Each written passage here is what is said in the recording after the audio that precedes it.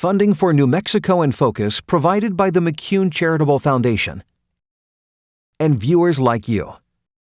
This week on New Mexico in Focus, calls for voting reform are gaining attention at the Capitol. The impact the proposals could have on turnout and voter interest. The future of our democracy depends on our citizen participation. We know that voting is habitual. Plus, a candid conversation on taxes.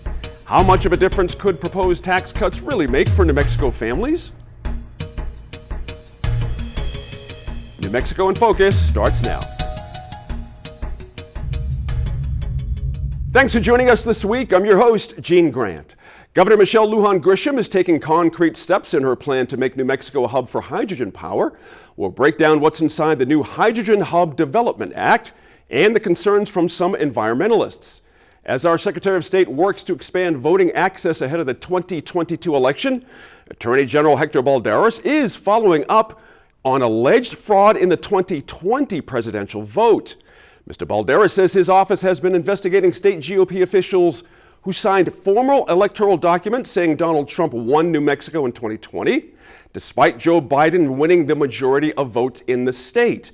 At least one of those officials says he was directed to do so by New Mexico GOP Chair Steve Pearce. Mr. Balderas says he's sending the case to federal authorities. That news comes as lawmakers are trying to make bipartisan progress during this year's regular legislative session. We'll get insight from our line opinion panelists on what could develop in the weeks ahead and on some of the political maneuvers both parties have made ahead of the midterms. But first, correspondent Gwyneth Dolan sits down with Secretary of State Maggie Toulouse-Oliver to talk about some of the proposed voting changes meant to increase access and participation in the next election. Thank you to New Mexico Secretary of State Maggie Toulouse-Oliver for making time for us in your busy schedule. Thank you. I'm happy to be here. Well, we want to talk about some of the voting reforms that you and Governor Michelle Lujan Grisham have put out. Big picture, what is the problem that you're trying to solve here? So, big picture, what this legislation is trying to do is trying to send a message that there are still barriers to the ballot box. Even here in New Mexico, where we have wonderful voting laws, we have one of the best election administration processes in the nation. We're in the top 10. We do fantastic work here, but there are still people and places where it is hard to cast a ballot. And so the purpose of this legislation is to say, look, in this time where we are seeing voting rights being rolled backward in many places across the country, and in this time where we're seeing our Congress unable to come together and address some of these important issues, we are going to take the lead here in New Mexico to move this legislation, this kind of legislation forward. So talking about barriers to the ballot box, can you give us some specific examples of those barriers? Yeah, sure. It's really hard in a lot of our tribal communities and rural communities to get your mail timely at your home address, to make sure that so if you're voting by mail, to get that ballot timely, to mail that ballot back and make sure it's received timely. We're trying to address that in some of these provisions. It is hard for people to register to vote who don't already have a driver's license or state ID here in New Mexico. And, you know, I think it's a very popular notion that pretty much everybody has one of those things. That's an otherwise eligible citizen, but that's not always the case. I mean, we have elderly folks and people with disabilities and, you know, people who just do not, for whatever other reason, have an ID. So we want to reduce that barrier for them. And, you know, one of the biggest challenges for our democracy is having more young people participate. And why that's a challenge and why it's important is because the future of our democracy depends on our citizen participation. We know that voting is habitual. The younger folks get registered and start participating in elections, the more likely they are to be lifelong voters and contributing citizens in that way. So one of the perhaps most controversial elements that you've got here is lowering the voting age to 16 in some cases. And so is what you're saying, you know, that it's like a gateway drug to voting? Like you want to get them while they're teenagers and get them hooked? Yeah. Yeah, and what a great gateway, right? We have a lot of negative ones. Yeah, no, that's exactly right. And I think, we have a generation of high school kids right now who are incredibly engaged and incredibly aware about the world around them. And one of the things they are incredibly aware of is the fact that, school boards and decisions that are made at that level have a really meaningful impact on their daily lives. Whether it has to do with whether or not they wear masks to school or can even physically go to school or not. If members of the trans and queer community, whether or not they can feel comfortable in their schools. Folks who are concerned, kids who are concerned about school, guns in schools and violence at schools. These are big decisions that impact them every day. Many of them have jobs. They're paying gross receipts tax. They're helping support their families, and so it really, I think, would be meaningful for them to also have a say in these kinds of elections. And again, get them to, start becoming these, habitual voters and these, participating members of society as they move forward in life. Now, in terms of expansions in this way, one of the elements here is giving voting rights back to felons after they've been released from prison. What's the argument for that? Well, it's a couple of things. First of all, right now we have a law on the books that says once you've completed the terms of your sentence that you automatically have your voting rights restored. The problem is it's not working automatically. The way the system works between the voter registration rolls, the Department of Corrections, and the judicial districts, that information is not working the way that it should. We have a lot of people who should automatically have that right restored who are having to jump through additional hoops after they complete the terms of their sentence. So that's number one. Number two, for many people, to complete the terms of your sentence, there are fines and fees still to be paid. And in this country, we call that a poll tax. If you have to get out a checkbook and make a payment in order to be able to vote, that is unconstitutional and that's a problem. So what we're trying to do with this legislation is not only get rid of the constitutional issue, but streamline the administrative process. If you are incarcerated for a felony, you can't, you are losing, your rights. You're also incarcerated, right? So you can't move freely about society, et cetera, et cetera. But if you're out and you're trying to get your life back, get back into society, and hopefully, we don't want these folks to reoffend and go back through the system. And the more part of society they feel, we know the evidence shows they're less likely to do that. And being a voter is part of that process. In terms of things that we know from, say, social science research, young people skew Democratic, they lean more liberal, felons, Native voters, a lot of the groups that you're talking about expanding access to are people who historically vote Democratic. And plus straight party ticket voting, we know is, you can make the argument, Republicans would say, oh, this is an obvious giveaway from the Democratic Party leadership to these down ballot candidates that nobody's ever heard of. All people have to do is push Democrat at the top and boom, everyone gets elected. No one on the city level or county level is ever going to get elected, no matter how independent or moderate they are. Is this just a big Christmas gift, post-Christmas gift to Democrats? I think that's a really cynical way of looking at it. And it's a highly politicized way of looking at it, because really at the end of the day, what we're talking about is giving options to folks who are our neighbors, our friends, people who live in our communities, and we don't necessarily know how they're going to choose to vote.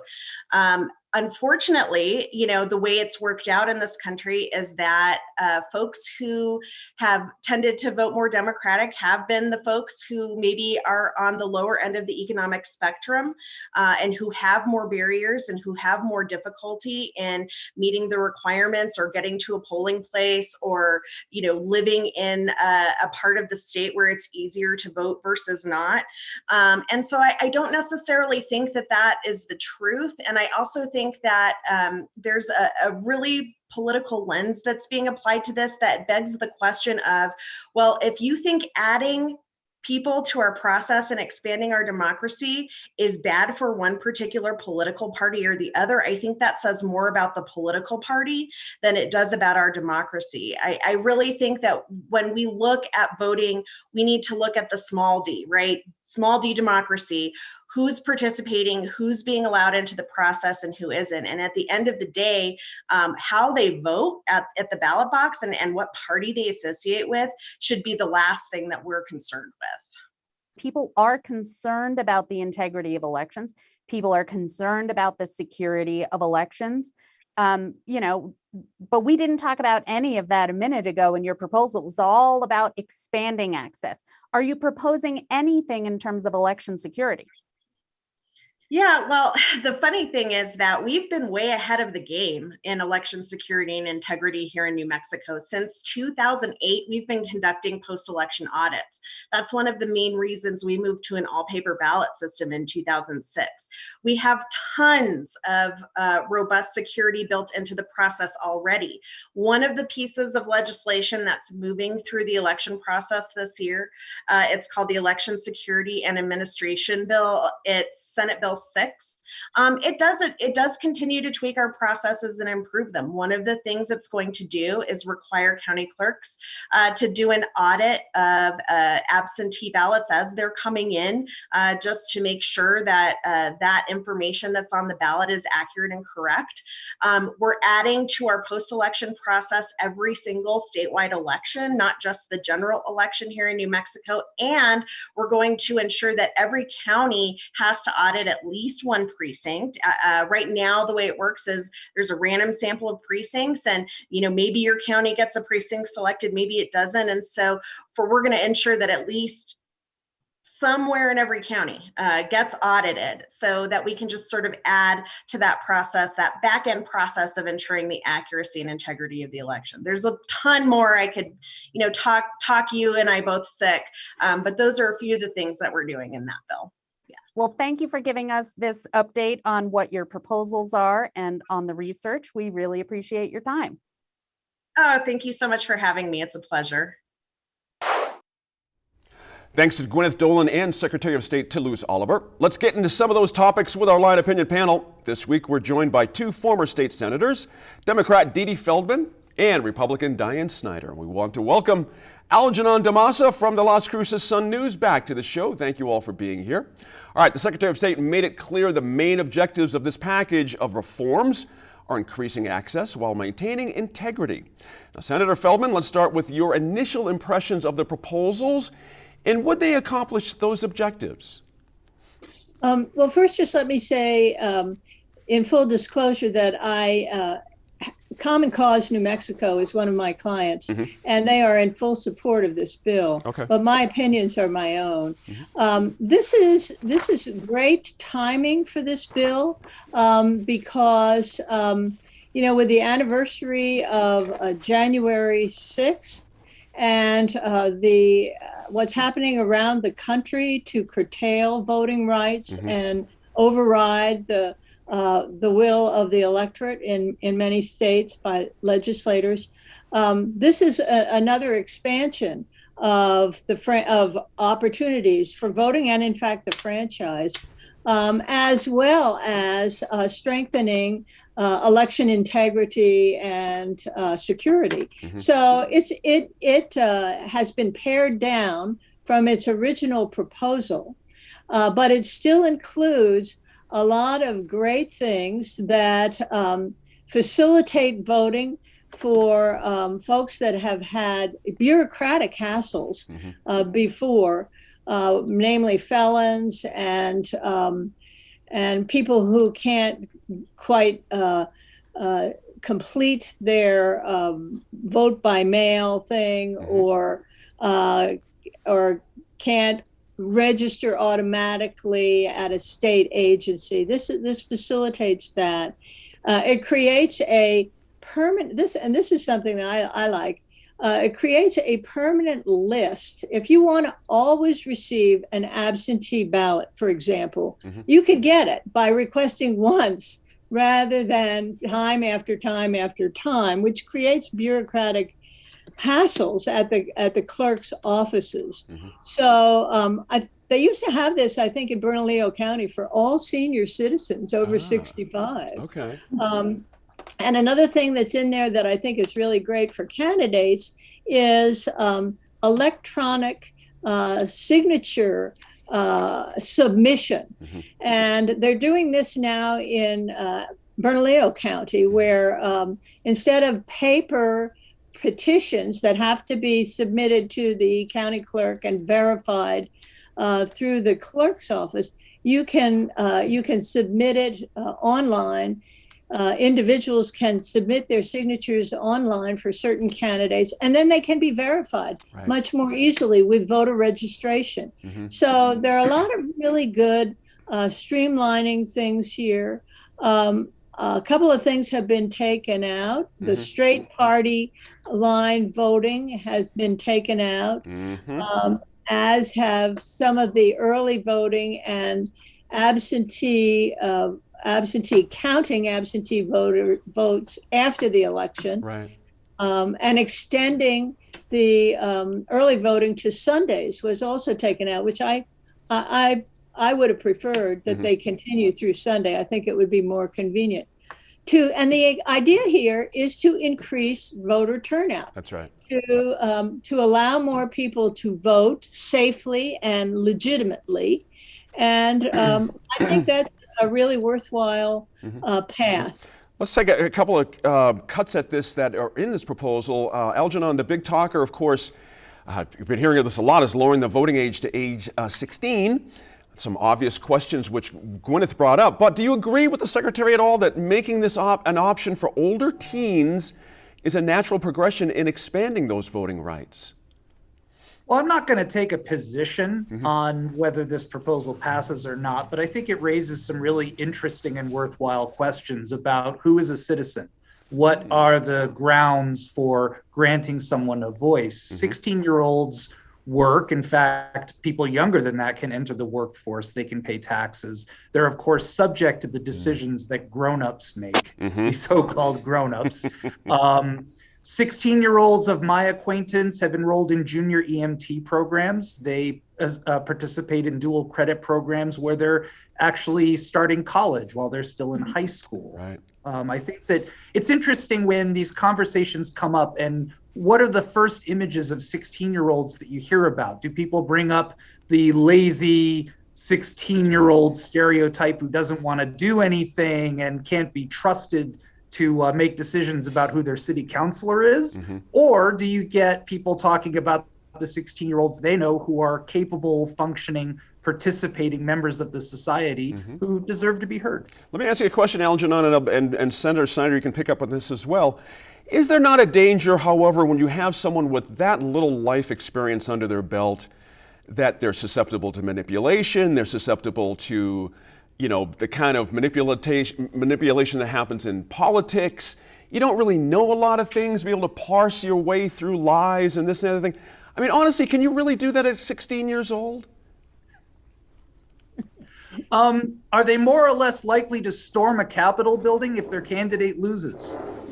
I mean, these are all, manipulation and believing propaganda. I mean, what is the magical threshold where we imagine people are impervious to these influences? Good point. And I think really the conversation isn't how, what year of birth is printed on your birth certificate. I think it's really how do we prepare people from childhood through adulthood in terms of the foundational ideas of how our society is supposed to work, what our values are, what our understanding is of civic institutions and procedures. And as a 16-year-old incapable of understanding all of that, some probably are not prepared or interested or curious, but in terms of being able to look around their world and report what they see and perhaps tick a box for a candidate, I don't know that a 16-year-old is cognitively incapable of participating in that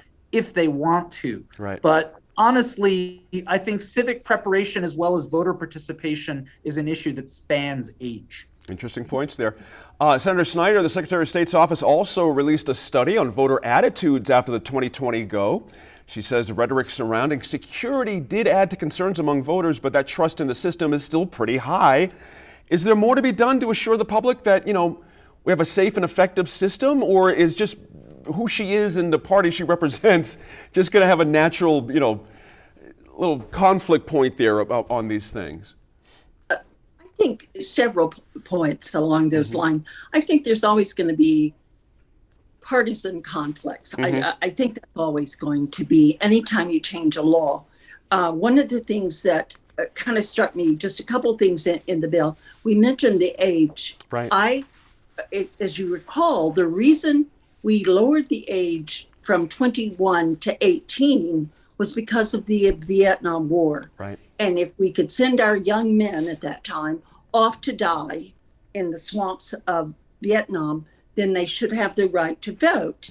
Well, I don't exactly see a comparison or a similar kind of occasion right now. It really brings up, though, to me, how do you, as a candidate, how do you reach those young people?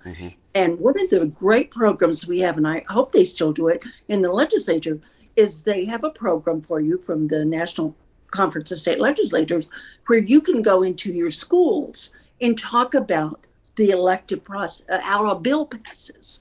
Well, if you're going in and doing that, is that not campaigning?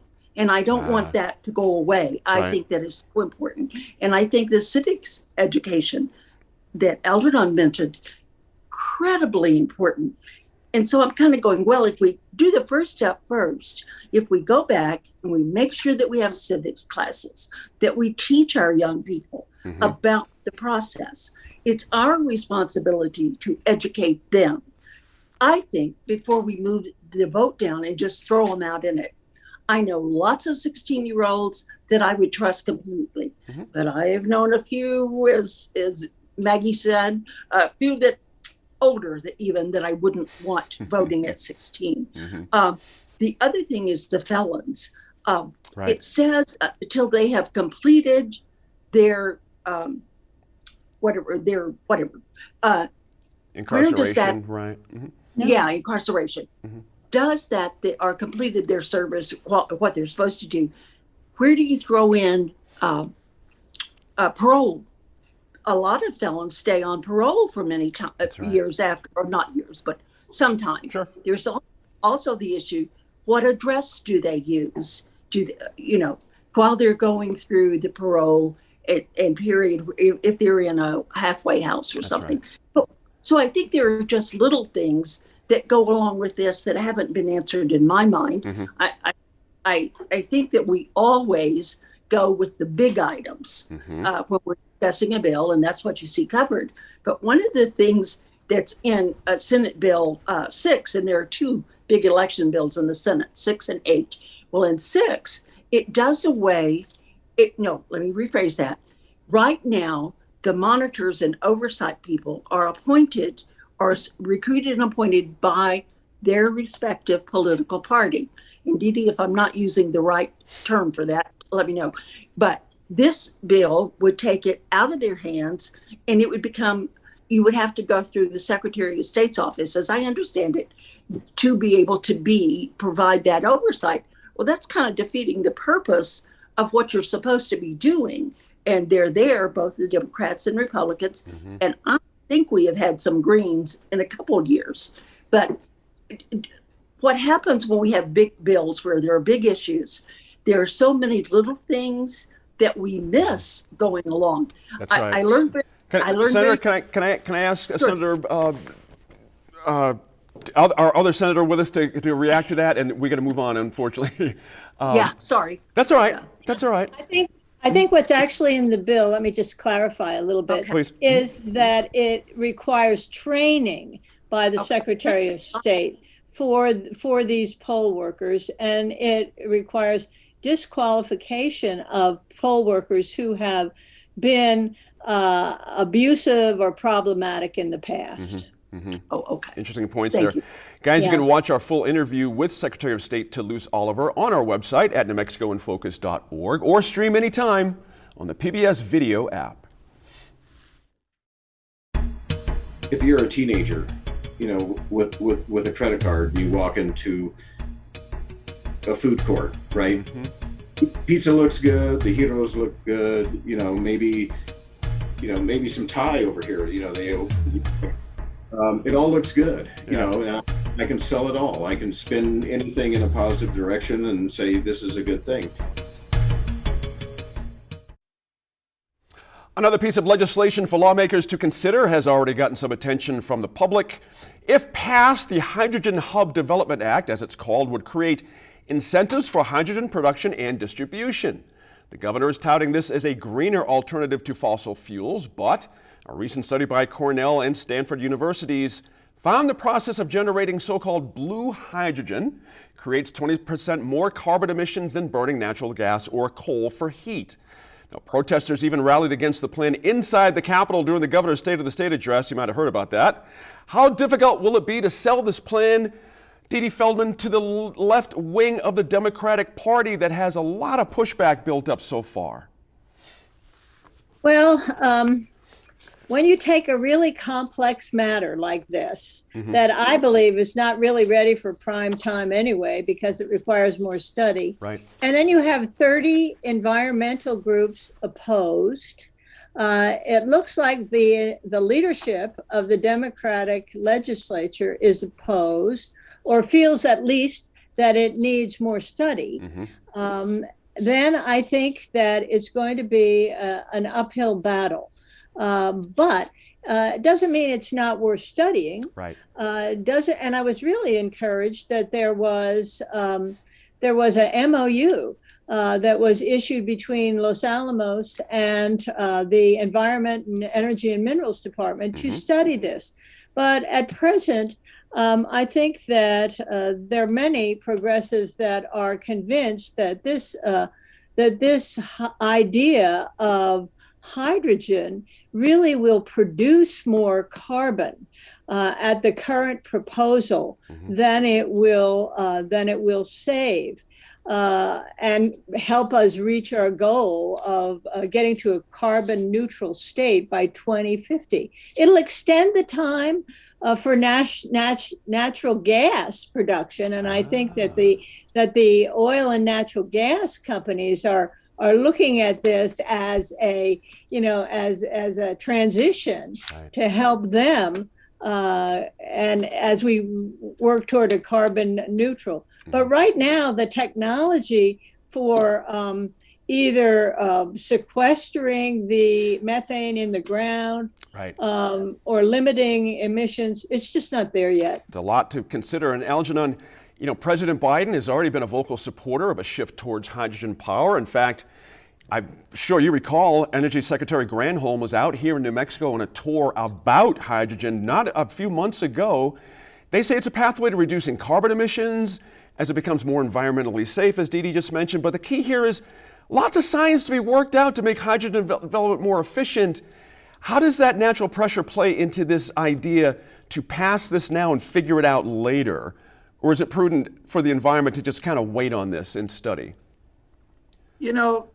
President Biden is a charismatic guy, but physics is what we're up against, and physics is not subject to political influence or lobbying, and that's what we're up against. Unfortunately, as human beings, we are stuck in arguing about solutions in the framework of our politics, which is very, very much tied up in our how our capitalist system incentivizes and distributes rewards and investments. And so we're kind of limited in our ability to grapple with the realities of climate transformation and what our true predicament is, and the clicking stopwatch in terms of slowing down the heating of our planet.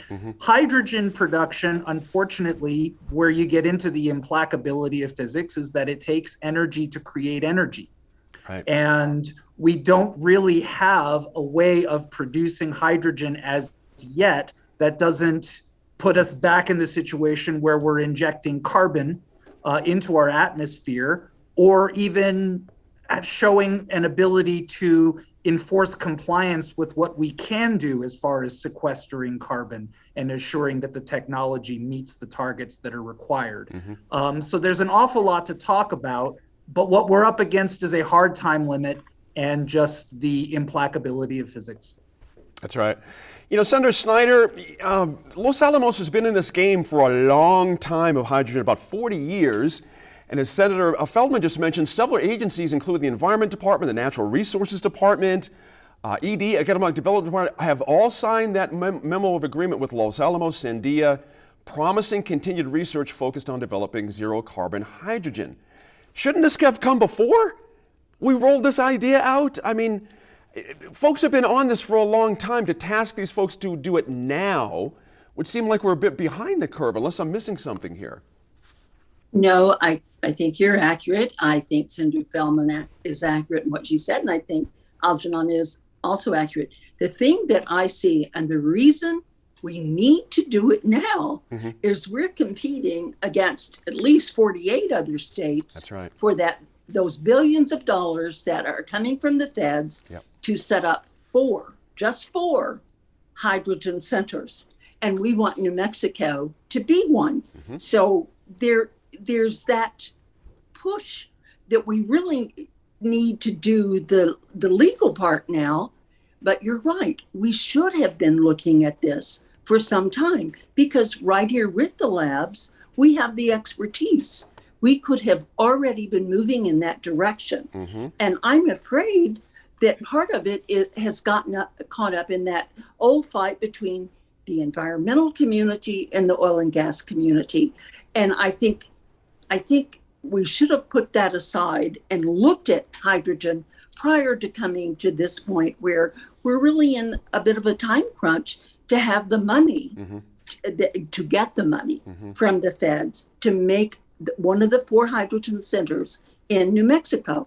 So yeah, I think we're kind of putting as the old saying goes, the cart before the horse here.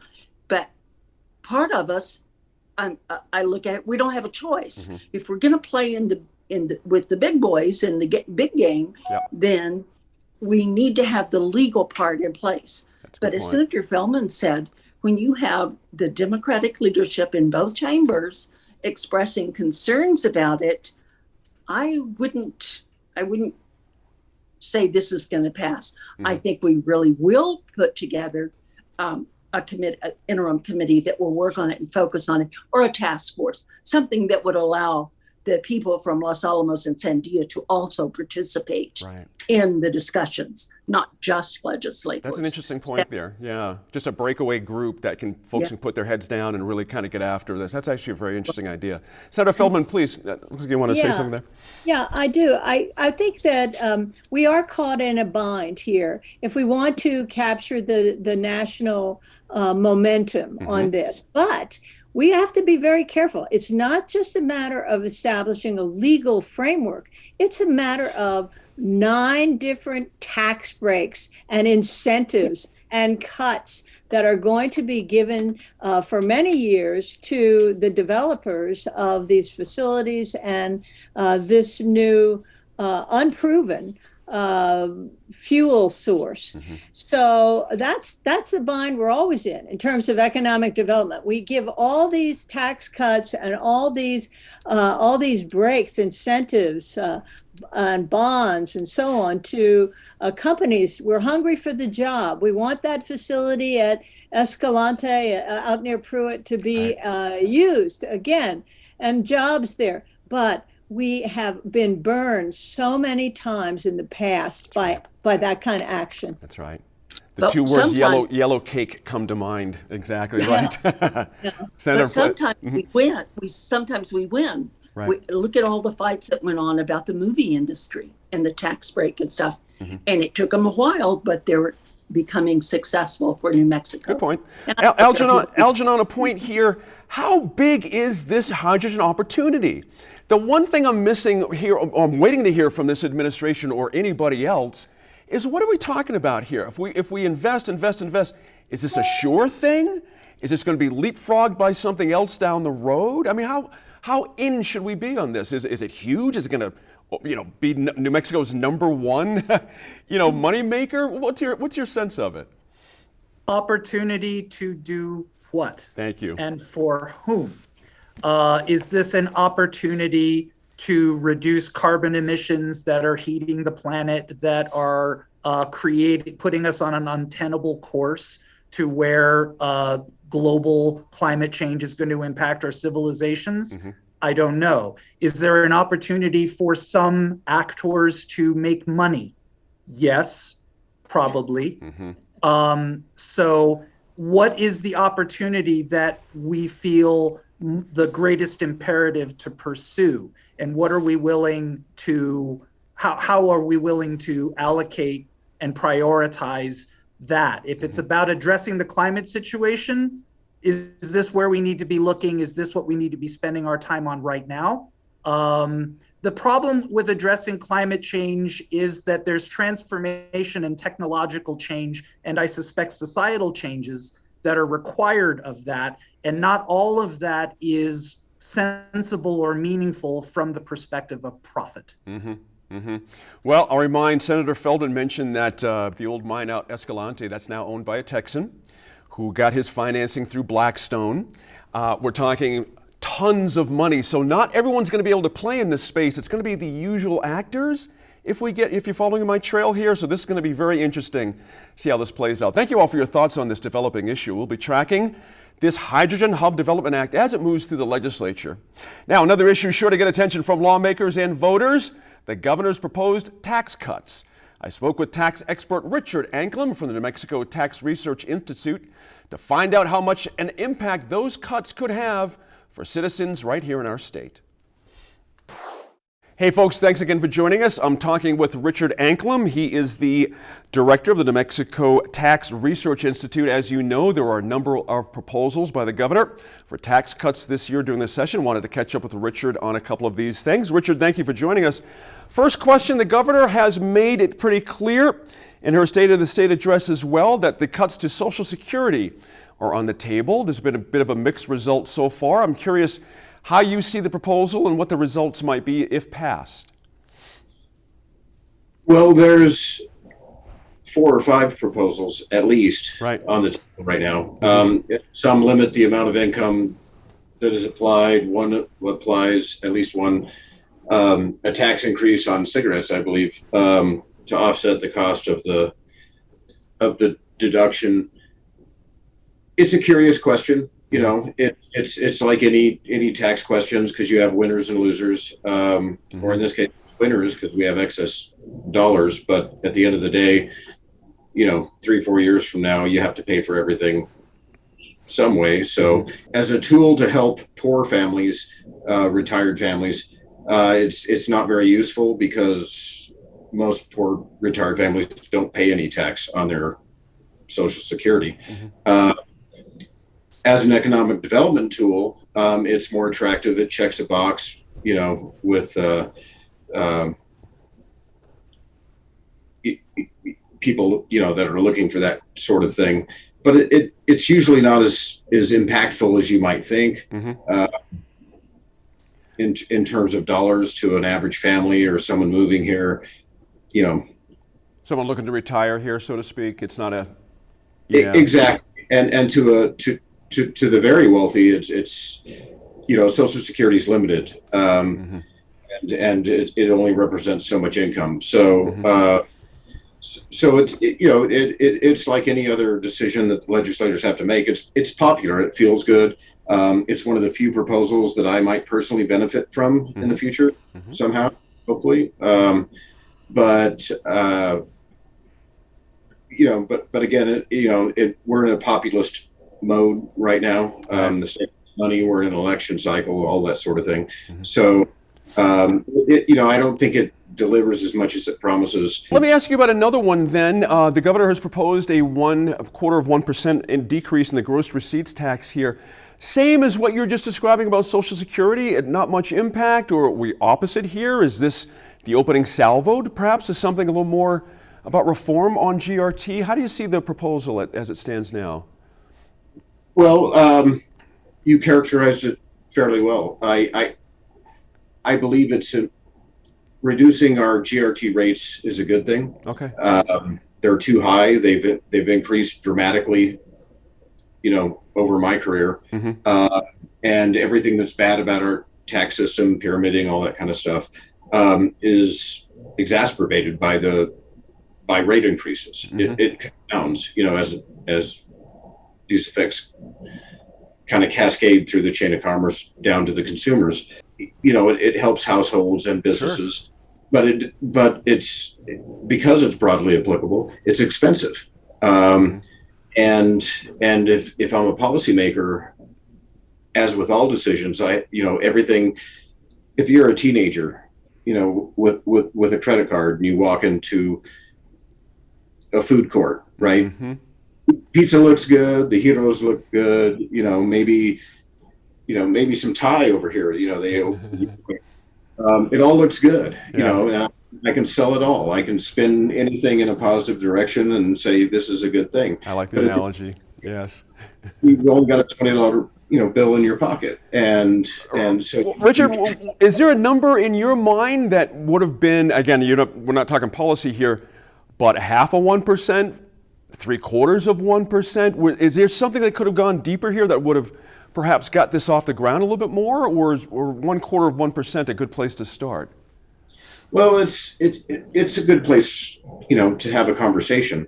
Again, we have to reduce our rates. There was a concern on the part of some that local governments who have imposition authority might backfill the cut. But some local governments, are already at their maximums or close, or they have to go to the voters. Some don't. Mm-hmm.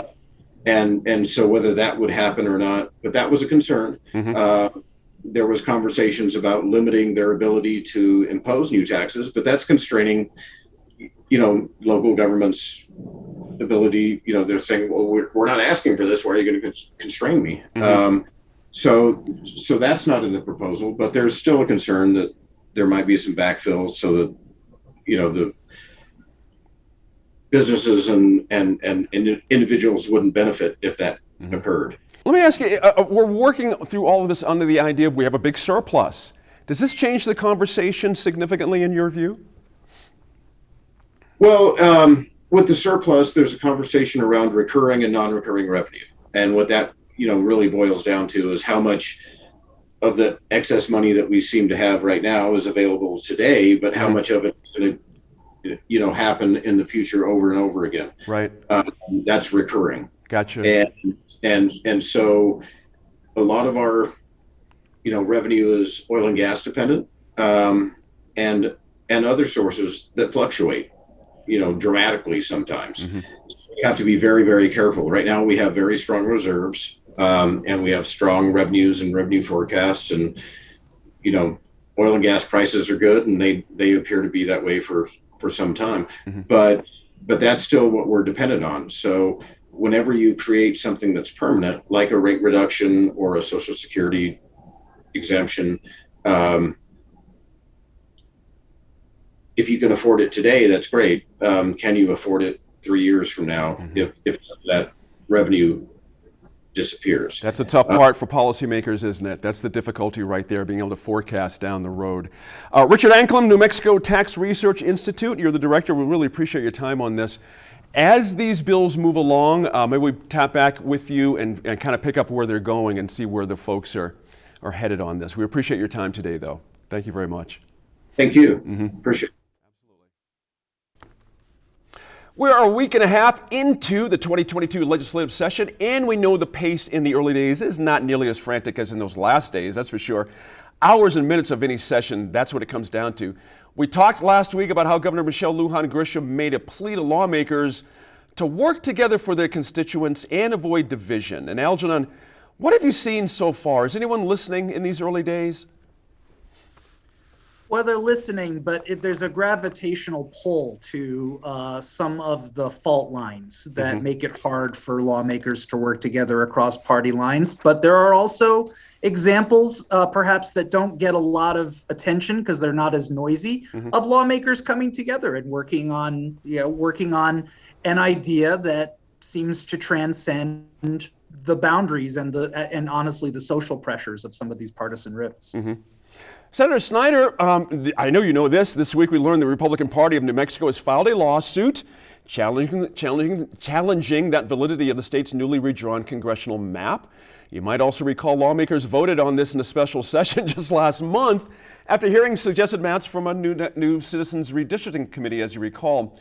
Also bringing the suit are sitting Senator Dave Gallegos and former Senate Pro Tem Tim Jennings. I know you know him as well. The lawsuit names governor, lieutenant governor specifically, as well as the Secretary of State, Democratic leadership in both the House and Senate. Where do you think this all leads? Well, I think it leads to obviously a court hearing. I think whatever the court says, and by the way, it's filed in the 5th Judicial District, right, which is Southeast New Mexico.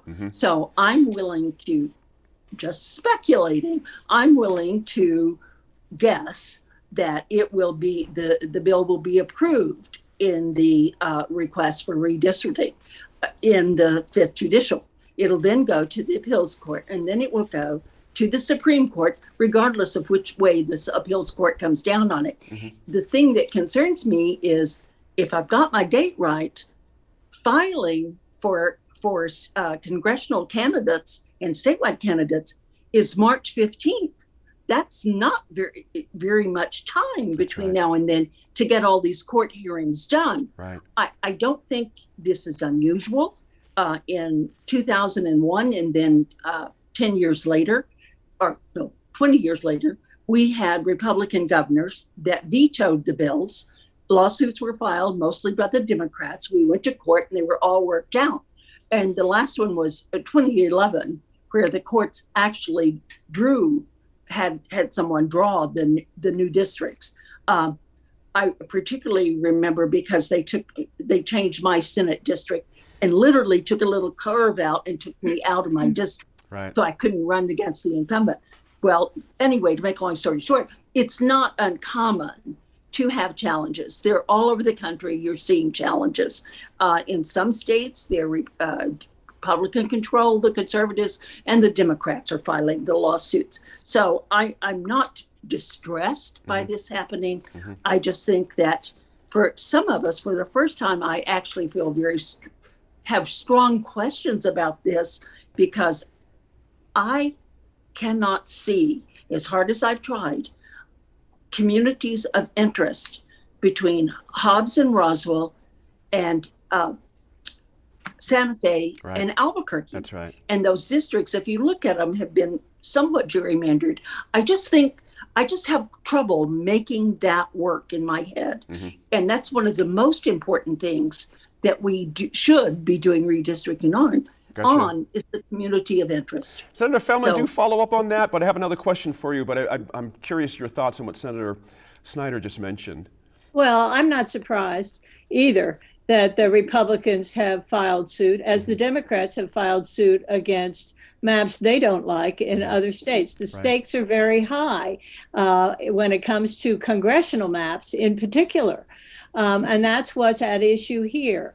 I think it's interesting that the Republican case is asking the court, the state court in Roswell, not a federal court, but the state court in Roswell, to adopt the map that was put forward by the Citizens Redistricting Commission. Well, my question is, which map do they want the court to adopt? Because they had 3 maps for the congressional district, and one of them was much more divided when it comes to communities of interest than the map that was adopted by the legislature and signed by the governor. So I think that they've kind of, that's a problem there. And I don't know exactly how it will be solved. But the Democrats have a good argument. The Democrats, the United Democrats this time, have an argument that each district is becoming more competitive in this new map. And that's in spite of the amalgam of rural and urban communities within each district. It's more competitive, and people say more representative of New Mexico as a whole. We can have another debate on that. My personal opinion is it makes it also less appealing as a candidate, those kind of districts. Let me ask you about the governor's much ballyhooed proposal to cut the gross receipts tax here in New Mexico, Senator Feldman. Is this more show than substance, or, it's an election year? What's your, it's taken a pretty good whack as it's gone along here. What's going on here with this? Is it working? I mean, if you want to address tax reform, there are better ways of doing it than this. This is a small decrease in gross receipts tax. I would rather see major offensives against the double taxation that some businesses find. And I also don't think that the Social Security tax cut that is being supported by the governor is that meaningful for middle class people. So I'm not that impressed, and they do seem like they're targeted more to the election than to achieving real results. And Algid, on Wednesday, we also saw Republicans hammer House Democrats for tabling a bill that would have put a vote to clarify the now controversial bail form measure that voters passed in 2016. And Representative Bill Rehm dropped a press release message of basically, quote, so much for the governor and Democrat leaders, and, quote, talk of cracking down on crime. That's just one bill and one issue, but is it a sign of something? Well, I think it's a sign that crime is still a very potent political issue. It is in part because it is something that the public is genuinely concerned about. Public safety is an important matter. And there are very conflicting ideas about who should bear the burden of deciding whether somebody who has been charged with a very serious crime can go free or not. And the problem, of course, is that this is very easily demagogued.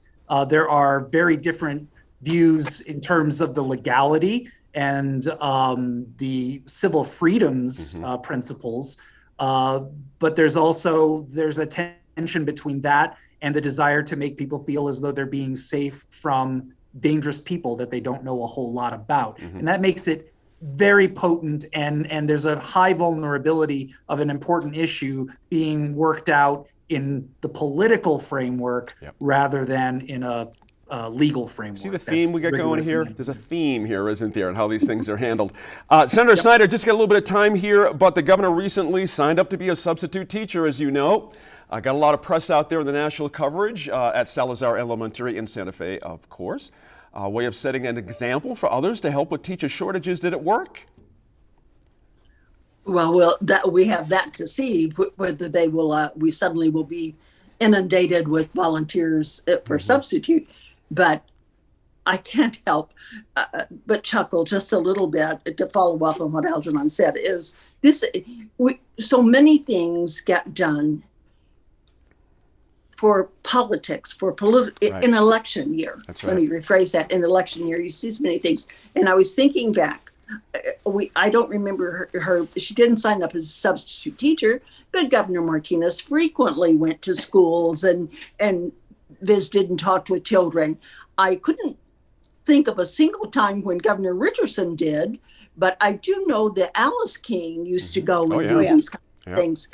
Not Governor King, but Alice would go and do these kinds of things. And I just think for me, the public safety bills, great ideas, many of them. But if you go back and look, every bill to address every single issue in the governor's public safety package was introduced over the past 12 years by Representative Bill Rehm, who is a former law enforcement official. You got about 10 seconds if you... Okay, if we really wanted to make public safety changes, we could have done it by working together. I'm afraid that it looks like they're just political opportunities. I hear you. Thanks again to our line panel, as always. This week, be sure to let us know what you think about any of the topics. A lot of interesting stuff here that we covered. Let us know how you feel about it on our Facebook, Twitter, or Instagram pages. CNBC recently re-aired their show from last May entitled Relocation Nation. It's a pretty fascinating look at how new tech is driving significant numbers of workers across state lines, particularly from California. Now, the focus of this segment was Arizona, Texas, and New York City, but it was the Arizona bit on their work establishing hubs for electric vehicles, known as EV, semiconductor chip manufacturing, and self-driving vehicles that really grabbed me. For perspective, between 2015 and 2020, Arizona created 13,000 manufacturing jobs, and many of those workers out of California. Now, we can certainly debate their approach to water, but what I do agree with is their approach all in or nothing attitude about it. Simply put, if you don't lay down an early and loud marker that you intend to dominate the category, don't bother, because someone else will. But here's the rub. A pattern is taking shape on who is getting in early, and with that, the first mover advantage. It's the states willing to put a shovel in the ground first and let tech, generous regulation in the marketplace figure out the environmental and water impacts later. And yes, they do trend red. Now, what the future holds for the hydrogen opportunity is anybody's guess. But to me, if we do this, let's commit. Let's get in it to be about it and nothing less. Thanks again for joining us and for staying informed and engaged. We'll see you again next week in Focus.